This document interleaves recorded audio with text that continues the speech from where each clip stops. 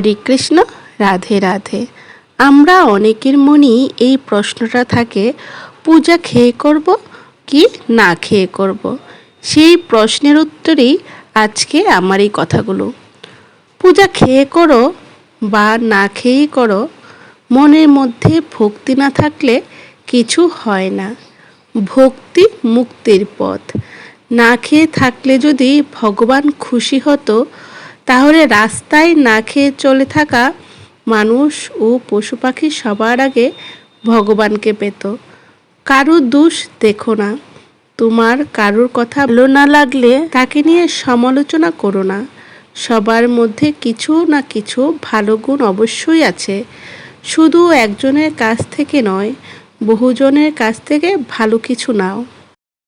যার কাছ থেকে ভালো কিছু যেটুকু পারো গান কণা কুড়িয়ে নাও।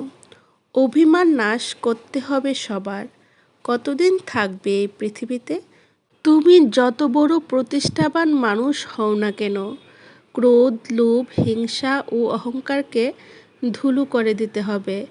কখনো কারোর দোষ দেখো না, ভুল দেখো না। কারোর কথা ভালো না লাগলে নিজে দূরে থাকো। কোনো অসুবিধা নাই তাতে। কেবল সকলের গুণ দেখো, সবার ভালো দেখো, ভালো চিন্তা করো এবং নিজে ভালো থেকো। হরে কৃষ্ণ, রাধে রাধে।